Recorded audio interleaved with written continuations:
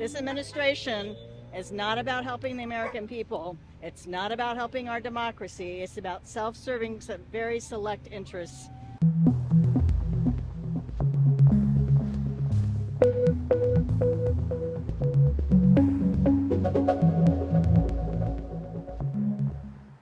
Donald Trump has chosen to send his son-in-law and a golf buddy instead of trained diplomats from the State Department to handle the negotiations with Iran.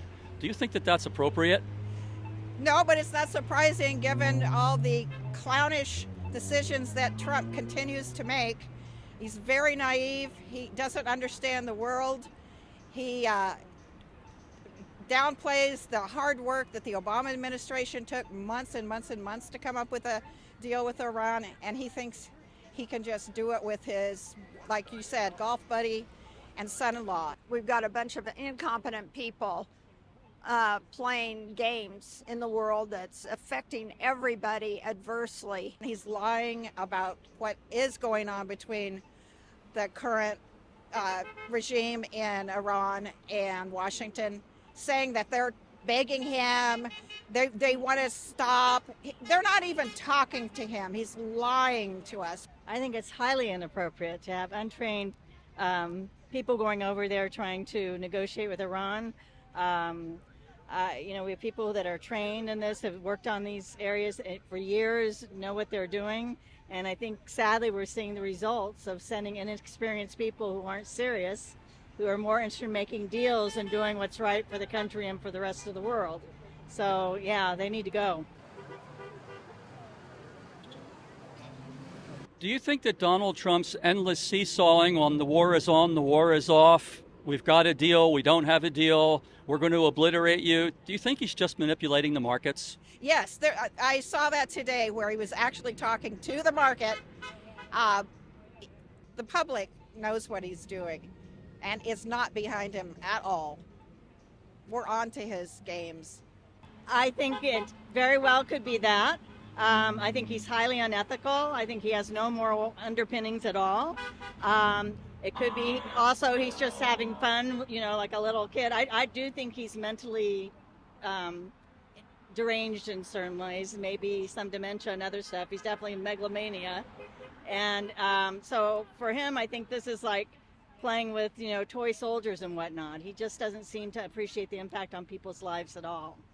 I would like to add that this is costing $1 billion or more a day, and yet President Trump says that we can't afford to do child care and health care, that the states need to take that on, that the United States cannot do this because we've got this war to fight. And that's just, nobody asked for this war.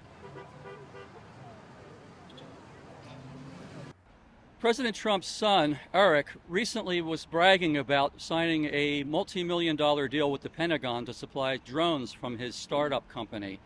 Do you think this is another case of Trump self-dealing? Oh, absolutely. I don't think there's anything that Trump does that doesn't relate to money coming into the coffers of his own and his family's bank accounts. So I absolutely think that he's in violation of the law getting these contracts the way he is, and just all the donations Trump takes for this, that, or the other, that's just pure grift.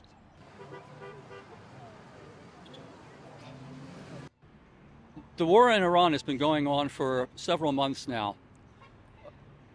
The president is supposed to seek authorization from Congress after 60 days to continue operations. He hasn't gotten authorization. Congress hasn't even called a vote. Do you think that the GOP has abdicated their responsibility?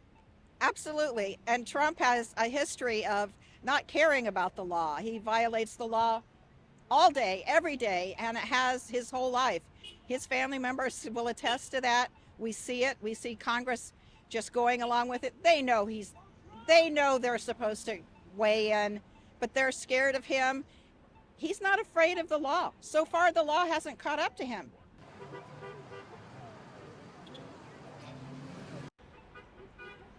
Seems to be a sentiment that there is a blue wave coming. He's got record low poll numbers.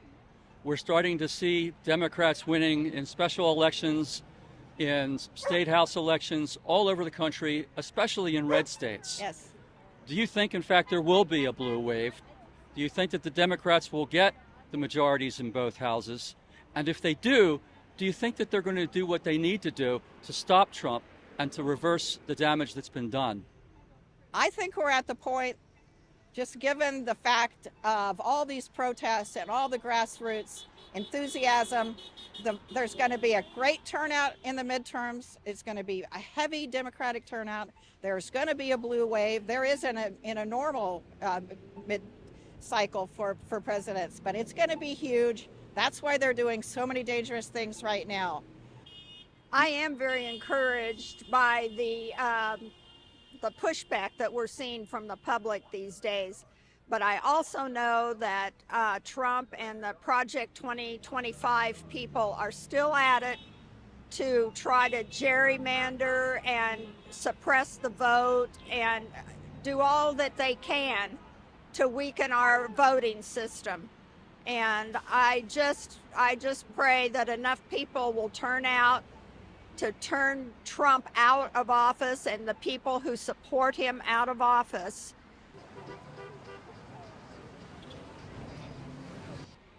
The DNC has been favoring centrist candidates, especially in the red states. But at the same time, we've seen true progressives winning all over the place. Do you think that when the Democrats take control, that leadership, Schumer, Jeffries, are going to try to find some middle ground with the Republicans? And if so, where is the middle ground when the other party are fascists? Oh my goodness, I really think there's quite a desire for more progressive, not centrist positions. The centrist positions are failing us. And so it's time to take the bull by the horns and make some real changes, stand up to the fascists and call them that. And I don't think there's any dealing with people who are fascists. When the other team is fascist, no. When we gain power, we need to work very hard to not only bring those people to justice who have acted counter to our Constitution and to our democratic ethos, but we also, and this is very important, at the same time need to be serving the people. And so we can't get lost in retribution. The way Trump's doing so-called retribution, we need to demand justice and do that. But at the same time, we need to do strong policies of addressing healthcare, housing, childcare, environmental issues. We also need to do, I think what we've seen over the past years with Trump in office is we had so many norms that weren't codified, they were just norms. And so we really need to buffer our system in a better way.